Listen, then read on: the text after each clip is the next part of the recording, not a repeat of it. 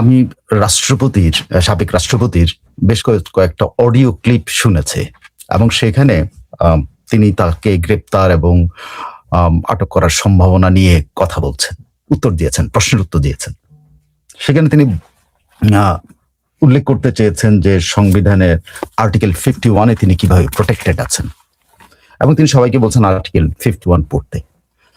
তো আমি চেষ্টা করেছি সংবিধানের আর্টিকেল 51 বুঝার। আর্টিকেল 51-এ যেটা আছে, যেটা নিয়ে উনি ভাবছেন যে উনি প্রোটেক্টেড আছেন, আমি যখন এটা পড়লাম, বারবার পড়লাম এবং বিভিন্ন উদাহরণগুলো, অতীতের কোনো উদাহরণ আছে কিনা সেগুলো খোঁজার চেষ্টা করলাম, করে দেখলাম যে সাবেক রাষ্ট্রপতি শাহাবুদ্দিন খুব সম্ভবত একটা ইলুশনের মধ্যে আছেন। তার আর্টিকেল 51 নিয়ে ধারণাটা নিয়ে আমার ধারণা, মানে একটু যদি বিশ্লেষণ করে তাইলে মনে হয় ওনার ধারণাটা ঠিক নাই।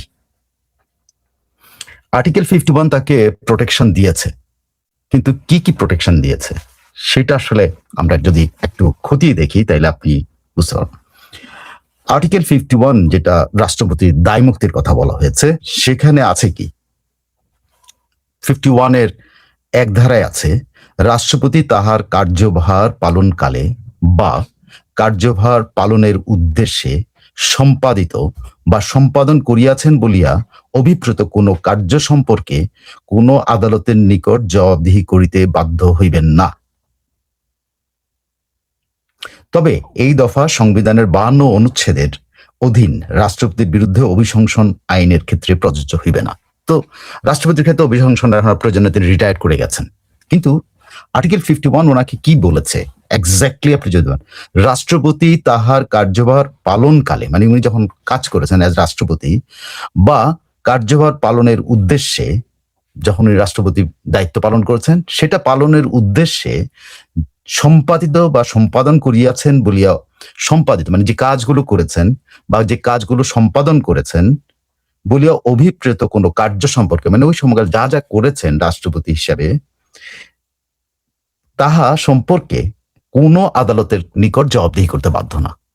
It is perfectly all right. মানে উনি যখন শপথ নিয়েছেন অ্যাজ রাষ্ট্রপতি, তখন থেকে উনি যে সময় পর্যন্ত রিজাইন করেছেন, যখন পর্যন্ত রাষ্ট্রপতি হিসেবে অধিষ্ঠিত ছিলেন, সেই সময়, সরি আমার মোবাইলটা পড়ে গেছিল, তো সেই সময় পর্যন্ত ওনার দায় মুক্তি আছে, প্রোটেকশন আছে, সাংবিধানিক প্রোটেকশন আছে।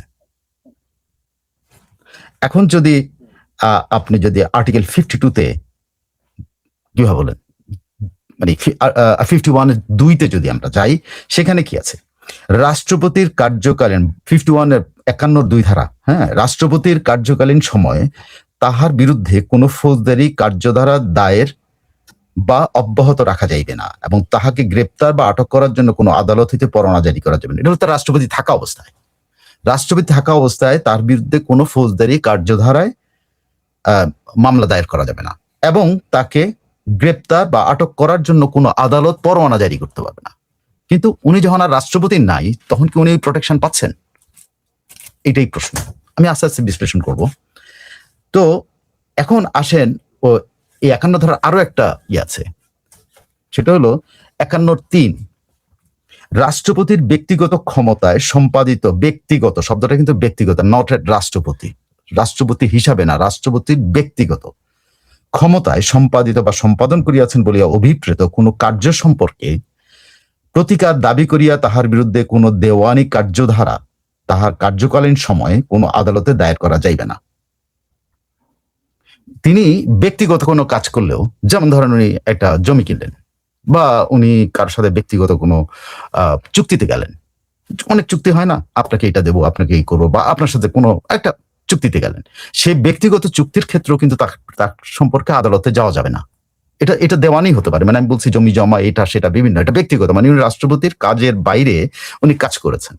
যেমন ধরেন উনি একটা ঘড়ি কিনেছেন, সেই ঘড়িতে যে ওয়ারেন্টিটা আছে বা যেটা আছে সেটার জন্য, বা উনি ওইখানে কোনো ঘড়ির পেমেন্টের ক্ষেত্রে ইনস্টলমেন্ট আসলো, সেই ইনস্টলমেন্ট দেওয়ার ক্ষেত্রে উনি কোনো ঝামেলা করলেন কিনা, সেটা নিয়ে ওনার বিরুদ্ধে কিন্তু মামলা করা যাবে না, মানে কোনো রকম ব্যক্তিগত কাজের জন্য করা যাবে না। কিন্তু করা যাবে তখন যদি তাহাকে, করা যাবে করা যাবে না একটা, আবার করা যাবে কেমনে? করা যেতে পারে। উনি যদি কোনো ব্যক্তিগত কোনো চুক্তি করে থাকেন সেটা যদি উনি লঙ্ঘন করেন, তাইলে সেই ক্ষেত্রে কি কেমনে করা যাবে?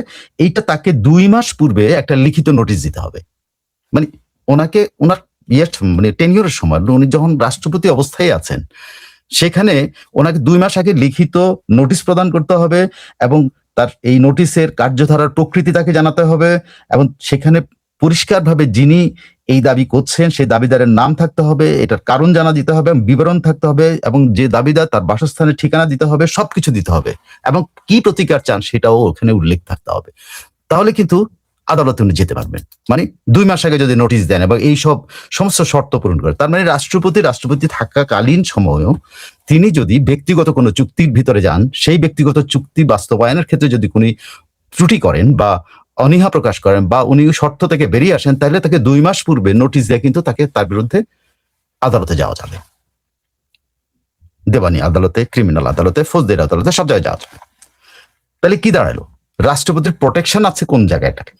আমি ৩টা ধারাই আপনাকে বললাম। ৫১ ১ ২ ৩ একে আছে ওনার প্রোটেকশন আছে। কখনকার ওনার সময়কালীন সময়ে উনি যতগুলি কাজ করেছেন সে কাজগুলোর জন্য। কি কাজ?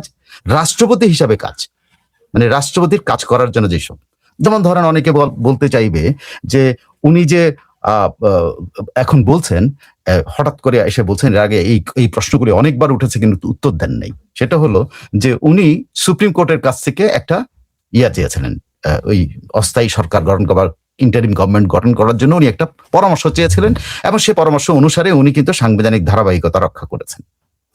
এখন যদি কখনো প্রমাণ হয় যে সুপ্রিম কোর্ট আসলে এরকম, যেটা চ্যালেঞ্জ হয়েছে, সুপ্রিম কোর্টে চ্যালেঞ্জ হয়েছে যে এই ধরনের সুপ্রিম কোর্ট আসলে কোনো মতামত দেয়নি, কারণ সুপ্রিম কোর্টের বিচারপতিরা তখন পলাতক ছিলেন এবং ২জন ছিলেন, এটা স্বীকৃত ২জন ছিলেন ক্যান্টনমেন্টে। সো ক্যান্টনমেন্টে গিয়ে হয়তো ওনাদের থেকে সাইন আনা যেতে পারে, কিন্তু কোনো ওনাদের মধ্যে এমন কোনো অ্যারেঞ্জমেন্ট করা সম্ভব ছিল না যে ওনারা ইভেন অনলাইনে বসে মিটিং করতে পারেন, সেরকম অ্যারেঞ্জমেন্ট, কারণ ওনারা পলাতক ছিলেন, কার কোনো ঠিকানা ছিল না। আর ২জন তো সেনা নিবাসে আশ্রয় নিয়েছিলেন। তো সেক্ষেত্রে যখন এগুলো চ্যালেঞ্জ হয়েছে, কিন্তু উনি ওখানে প্রোটেকশন পাবেন মানে তার ওই সময়কালে উনি এই যে এখন যদি মিথ্যা কথাও বলেন, এটা কিন্তু প্রোটেকশন আছে। এখন উনি সত্য কথা বলছেন না মিথ্যা কথা বলছেন, এটা আদালতে উঠবে, কিন্তু ওনার প্রোটেকশন আছে। প্রোটেকশনটা কি? উনি ওই কাজটা যে করেছেন সাংবিধানিক ধারাবাহিকতা রক্ষা করার জন্য অ্যাজ রাষ্ট্রপতি, ওখানে যদি কোনো ক্রাইম হয়ে থাকে, মানে উনি যদি কোনো অন্যায় করে থাকেন, ভুল করে থাকেন, ত্রুটি করে থাকেন, বা এখানে ওনাকেও যদি কেউ ভুল পথে পরিচালিত করে থাকে, এই যে উনি যে চিঠিটা সুপ্রিম কোর্টের কাছে যে মতামত চেয়ে জানিয়েছে, এটা যদি ভুয়া হয়ে থাকে বা এইটাও যদি সুপ্রিম কোর্টে আসলে নাও দিয়ে থাকে, এগুলো কিন্তু চ্যালেঞ্জ করা যাবে না, তার কর্মকাণ্ড চ্যালেঞ্জ করা যাবে না, এটা করতে পারবে না। সো ওনার ওই কর্মকাণ্ড যদি ভুল হয়ে থাকে, ত্রুটিপূর্ণ হয়ে থাকে, উনি যদি ত্রুটিপূর্ণ পদ্ধতিতে মতামত নিয়ে থাকেন বা মতামত নেওয়াটাও ত্রুটিপূর্ণ হয়ে থাকে, এই সব কিছুর জন্য উনি প্রোটেক্টেড। বাট কারা প্রোটেক্টেড না? সেক্ষেত্রে রাষ্ট্রপতি প্রোটেক্টেড, কিন্তু যারা এই কর্মগুলি সম্পাদন করেছেন তারা কিন্তু প্রোটেক্টেড না। তারা কিন্তু অপরাধী হিসেবে চিহ্নিত হতে পারেন, কারণ তারা একটা ভুয়া জিনিস রাষ্ট্রপতির কাছে পৌঁছাইছেন। সে ধরনের এটা ভুয়া, সে ধরেন বিচারপতিরা এটা করেনি, তাহলে কিন্তু কি দাঁড়াবে? বিচারপতিরা এটা করেন না, ওই কর্মগুলি যারা সম্পাদন করছে তারা কিন্তু অপরাধী হয়ে যাবে, কিন্তু রাষ্ট্রপতি প্রোটেক্টেড থাকবেন। কেন প্রোটেক্টেড থাকবেন? কারণ উনি যে উদ্দেশ্যটা করতে চেয়েছেন সেই উদ্দেশ্যটা উনি সফল হয়েছেন, প্লাস ওটা রাষ্ট্রপতির কাজই ছিল, তার মতামত নেওয়া তার কাজ, এবং মতামত নিয়ে উনি মতামতের ভিত্তিতে যে কাজটা করেছেন সেটা রাষ্ট্রপতি হিসেবে দায়িত্ব পালন। সো ওইটা প্রোটেক্টেড। উনি যদি ওখানে কোনো ক্রাইমও হয়ে থাকে, উনি protected, but other people are not protected. আমি আপনাদের বুঝাতে পেরেছি কিনা আমি জানি না, আপনারা অবশ্যই কমেন্ট করে আমাকে জানাবেন। এই যে এই প্রোটেকশনটা ওনার আছে রাষ্ট্রপতি থাকাকালীন সময়। এখন রাষ্ট্রপতি থাকাকালীন সময় ওনাকে দুইয়ে বলা আছে রাষ্ট্রপতি থাকাকালে উনি তার বিরুদ্ধে কোনো ফৌজদারি মামলা দায়ের করা যাবে না, এই যাবে না, সেই যাবে না, কিছু করা যাবে না। তো উনি তো এখন রাষ্ট্রপতি নাই, তো উনি ওই প্রোটেকশন তো ওনার এখন আর নাই। দেখেন, খেয়াল করে দেখেন, ওনার সময়কার টেনিউরটার সময় ওনার প্রোটেকশন আছে। টেনিউরের পরে ওনার কিন্তু প্রোটেকশনটা, ওই সময়ের কালে কোনো ফৌজদারি আদালতে ওনার বিরুদ্ধে যাওয়া যাবে না, কিন্তু ওই সময় যদি উনি কোনো ফৌজদারি অপরাধ করে থাকেন সেটার জন্য যাওয়া যাবে না। এটা তো সংবিধানের কোথাও এরকম নাই যে ওই সময় রাষ্ট্রপতি থাকাকালীন উনি এমন কিছু করলেন যেটা রাষ্ট্রের মানে ফৌজদারি অপরাধ, ওই সময় ওনার জন্য আদালতে যাওয়া যেত না। উনি ব্যক্তিগত অসৎ আচরণ করলেন, সেটার জন্য আদালতে যাওয়া যেত না। কিন্তু এখন যাওয়া যাবে না, এটা তো না। ওই সময় যদি কোনো ব্যক্তিগত অসৎ আচরণ করে থাকেন, সেটার জন্য যাওয়া যাবে। ঠিক আছে, মানে সংবিধানের এটাই হলো ব্যাখ্যা, যেটা সংবিধানের মধ্যে আছে। আর 53 সেটা হলো যে ওনার ব্যক্তিগত সম্পত্তির ব্যাপারেও কিন্তু উনি যদি এটা করে থাকেন সেই সময়কালের জন্য প্রোটেকশন। কিন্তু এখন উনি যদি ওই টেনিউরের সময় যদি কোনো জাল দলিল করে থাকেন, সে ধরনের জমি কেনার সময় জাল দলিল করছেন উনি, তাইলে যিনি জাল দলিল দ্বারা ক্ষতিগ্রস্ত হয়েছেন তিনি কিন্তু এখন তার বিরুদ্ধে ফৌজদারি অপরাধে তার বিরুদ্ধে কিন্তু আদালতে যেতে পারেন। হি ইজ নট প্রোটেক্টেড। উনি ফৌজদারি অপরাধের জন্য উনি ওই সময়কালের জন্য তার বিরুদ্ধে যাওয়া যাবে না, কিন্তু উনি কিন্তু এখন কিন্তু ওনার বিরুদ্ধে যাওয়া যাবে না, এটা বলা, এটা কোনোভাবেই সংবিধান এটা বলে না। আরো কতগুলি উদাহরণ আছে। সেটা হলো আপনি দেখেন, এই যে হুসাইন মোহাম্মদ এরশাদ, হুসাইন মোহাম্মদ এরশাদ রাষ্ট্রপতি ছিলেন, তিনিও কিন্তু এইসব ধারা দ্বারা প্রোটেক্টেড ছিলেন। কিন্তু উনি যেগুলা ফৌজদারি অপরাধ করেছেন ইয়ের মধ্যে তার টেনিউরের সময়, তার তিনি যখন রাষ্ট্রপতির পদ থেকে, তিনি কি সেটার জন্য দণ্ডপ্রাপ্ত হন নাই? হয়েছেন তো। কেন হয়েছেন? কারণ উনি ওগুলা ফৌজদারি অপরাধ করেছেন, সেই সময়কালে ওনার বিরুদ্ধে মামলা করা যায়নি, কিন্তু পরবর্তী সময় ওনার বিরুদ্ধে কিন্তু দুর্নীতির অভিযোগে মামলা করে তাকে কিন্তু দণ্ড দেওয়া হয়েছে। তো উদাহরণ আছে। সেখানে রাষ্ট্রপতি যেভাবে কল্পনা করতেছেন যে উনি প্রোটেক্টেড, আমি এই জায়গাটা আমার কাছে মনে হয়েছে রাষ্ট্রপতি ভুল করছেন। তিনি বুঝতে পারছেন না যে তিনি আসলে কিসের জন্য প্রোটেক্টেড। মানে আমি জানি না ওনার অ্যাডভাইজাররা, ওনার আইনজীবীরা ওনাকে কি অ্যাডভাইস করতেছে, I don't no. But as per constitution, অন্য কোনো ফাঁকফোকর আছে কিনা আমি জানি না, বাট অ্যাজ পার কনস্টিটিউশন 51 ধারাতে তিনি যে দাবি করেছেন যে তিনি protected, no, he is not protected. এটা গেল হলো ওনার রাষ্ট্রপতি সময়কালীন সময়। এবার আসেন ওনার রাষ্ট্রপতি সময়কালীন সময়ের আগেও তো ওনার একটা জীবন আছে। দীর্ঘ সময় জাজ ছিলেন, ওইটা দুদকের কমিশনার ছিলেন, তিনি ইসলামী ব্যাংকের ভাইস চেয়ারম্যান ছিলেন, তিনি বিভিন্ন সামাজিক সংগঠনের সাথে, ব্যবসায়িক সংগঠনের সাথে অ্যাডভাইজার হিসেবে ছিলেন। তাইলে উনি যে রাষ্ট্রপতির আগে যে সময়কালটা, ওনার জীবনের যে সময়কালটা আছে, সেখানে যদি কোনো ফৌজদারি অপরাধ করে থাকেন, সেটার জন্য তো উনি প্রোটেক্টেড না। হু টেলস দিস? ওনাকে কে আইডিয়া দিচ্ছে যে তিনি প্রোটেক্টেড? কেমনে? দুদকের কমিশনার হিসেবে তিনি যদি কোনো দুর্নীতি করে থাকেন, এখন যদি সেটা বেরিয়ে আসে, তো বেরিয়ে আসলে উনি কি protected? No, no, he is not. তিনি যদি ইসলামী ব্যাংকের ভাইস চেয়ারম্যান হিসেবে যদি কোনো দুর্নীতি করে থাকেন, সেটার জন্য প্রোটেক্টেড না। অলরেডি ইসলামী ব্যাংকের সে কত লাখ কোটি টাকা ইসলামী ব্যাংকে লোপাট হয়েছে বলে অভিযুক্ত এস আলমের বিরুদ্ধে মামলা হচ্ছে, মামলা চলতেছে।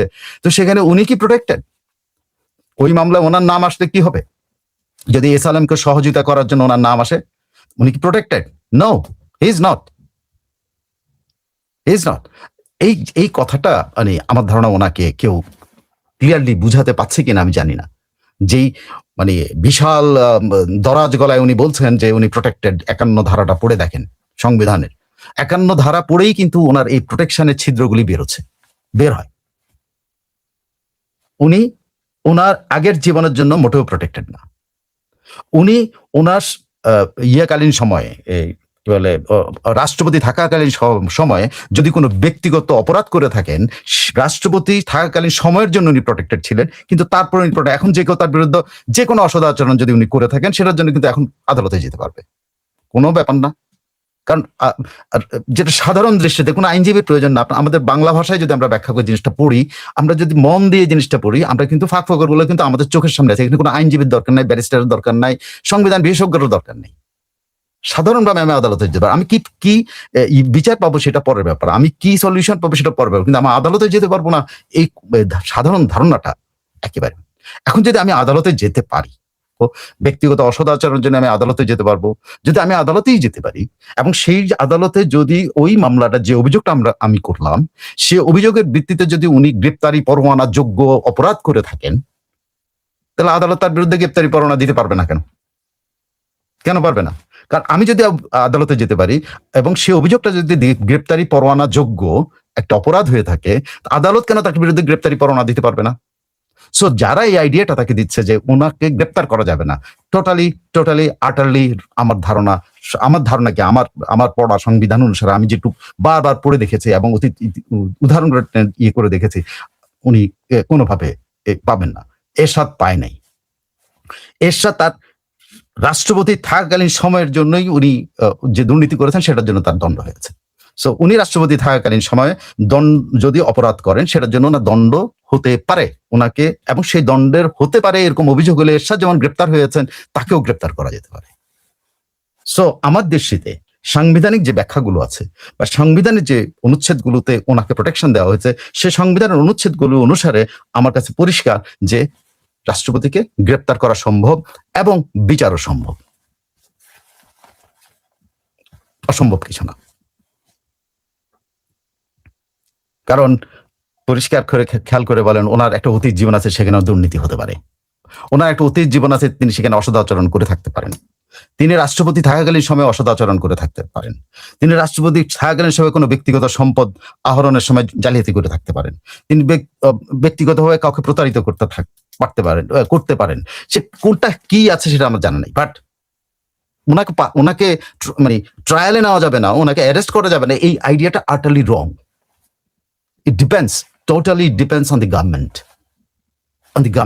যে গভর্নমেন্ট যে দল আছে এখন, শাসক শ্রেণী যে দল, তারা যদি রাষ্ট্রপতিকে প্রোটেকশন দিতে চায়, তারা কোনোটাই আমলে নেবে না। তারা কোথাও মামলা হইতে দেবে না, মামলা হলেও তারা এটা ঝুলায় রেখে দেবে, কোনো কিছুই তার সামনে আগাতে দেবে না। মানে রাষ্ট্রপতিকে তারা যদি মনে প্রাণে মনে করে এই রাষ্ট্রপতিকে আমরা প্রোটেকশন দেবো, আমরা রাষ্ট্রপতি টাচ করবো না, তাহলে অসম্ভব বলে কিছু নাই। তারা সরকারের পক্ষে এটা সম্ভব এবং সরকারি দলের পক্ষে এটা সম্ভব। আমার ধারণা যে জামাতে ইসলামী বা এনসিপি যে দাবিগুলো করছে, তারা কিন্তু আইনের ব্যাখ্যা নিয়ে দাবি করতেছে, তারা কিন্তু আইনের কোনো অপব্যাখ্যা করছে না। তাদের উদ্দেশ্য কি বা তাদেরকে আমি সমর্থন করি না কিনা এগুলা বিষয় না, বিষয়টা হলো তারা কিন্তু আইনের ব্যাখ্যা নিয়ে কিন্তু বলছে ইট ইজ পসিবল। সাবেক রাষ্ট্রপতি শাহাবুদ্দিনকে আটক করা সম্ভব, সাবেক রাষ্ট্রপতি শাহাবুদ্দিনকে আদালতের কাঠগড়ায় নেওয়া সম্ভব, সাবেক রাষ্ট্রপতির বিরুদ্ধে সব ধরনের প্রসিডিং সম্ভব। শুধু সম্ভব না, তিনি প্রোটেক্টেড। উনি রাষ্ট্রপতি থাকাকালীন রাষ্ট্রপতির কার্যকালে রাষ্ট্রপতির দায়িত্ব হিসাবে যে কাজগুলো করেছেন, সেখানে কোনো ভুল হয়ে থাকলে সেটার জন্য তাকে কোশ্চেন করা যাবে না। যেমন যেটা আমি উদাহরণ দিলাম, যে জালিয়াতিটা মানে সন্দেহ করে সুপ্রিম কোর্টের বহু আইনজীবী যে সুপ্রিম কোর্টের থেকে যেই মতামতটা উনি নিয়েছেন ইন্টারিম গভর্নমেন্ট করার জন্য, সেখানে জালিয়াতি হয়েছে, সেখানে এই সব বিচারপতি অ্যাভেলেবেল ছিলেন না এবং সেখানে কোনো মিটিং হয় নাই। সেই যে মতামতের ভিত্তিতে যে অন্তর্বর্তী সরকার গঠন করেছে, সেই মতামতটা যারা দিয়েছেন সেটা আইনসঙ্গত ছিল না, সেটা বৈধ পথে হয় নাই বা অবৈধ পথে যেটাই হোক না কেন, ওনার উদ্দেশ্য ছিল ওনার একটা মতামত পাওয়া। উনি মতামতটা পেয়েছেন, কারণ উনি তো দাঁড়ে যাবেন না, উনি রাষ্ট্রপতি, উনি অর্ডার করেছেন আমার মতামত আনে দাও। তারা আইনে দিচ্ছে, তারা ভুয়া আইনে দিচ্ছে না কি আইনে দিচ্ছে, এটার জন্য রাষ্ট্রপতি দায়িত্ব নেই। রাষ্ট্রপতি একটা মতামত পেয়েছেন, সেই মতামতের ভিত্তিতে উনি ইন্টারিম গভর্নমেন্ট করেছে। সো ওইখানে একমাত্র রাষ্ট্রপতি প্রোটেক্টেড যদি ওখানে জালিয়াতিও হয়ে থাকে। ওই জালিয়াতির জন্য যারা ওই জালিয়াতি করেছে তারা দায়ী হবে, রাষ্ট্রপতি না। So he is protected over there, but otherwise he is not protected for his past or his crime even in his tenure. যদি উনি কোনো ক্রাইম করে থাকেন, অসদাচরণ হতে পারে, ব্যক্তিগত এটা হইতে পারে, জমির দলিলে জালিয়াতি করতে পারেন, অমুক জায়গায় টাকা পয়সা নাও দিতে পারেন, সে ধরনের রাষ্ট্রপতি কোথাও দেনা আছেন, দেনা তো উনি রাষ্ট্রপতি থাকাকালীন কি দেনাটা শোধ করতে হবে না তাকে? আমি সিম্পলি ব্যাখ্যা আপনাদের, যদি উনি কারো কাছে দেনা থাকেন এবং উনি দেনা যদি পরিশোধ না করে থাকেন, সেই দেনার জন্য কি কেউ তার বিরুদ্ধে যেতে পারবে না আদালতে? অবশ্যই যেতে পারবে। ইভেন রাষ্ট্রপতি থাকাকালীন সময় কিন্তু আর্টিকেল 51(2) অনুসারে তিনি কিন্তু তার বিরুদ্ধে আদালতে যেতে পারত 2 মাসের নোটিশ দিয়ে।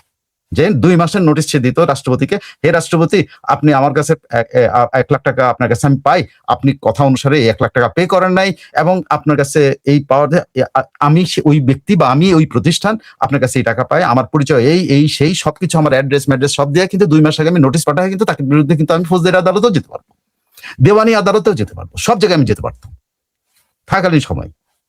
So the people who are advocating or who are advising our former President Shahabuddin Chuppu, they are wrong in my opinion. আমার বাংলা ভাষায় সংবিধান পড়ে যেটা মনে হয়েছে, ইংরেজি ভাষায় সংবিধান পড়ে মনে হচ্ছে, কোনোটার মধ্যে আমার কারণে এই বুদ্ধির মানে প্রবলেম হয় নাই বুঝতে যে এখানে আসলে উনি যেটা আশা করছেন, যেটা উনি ইন্টারভিউ দিয়ে বেড়াচ্ছেন, এইটা উনি প্রাপ্য, উনি প্রোটেক্টেড না।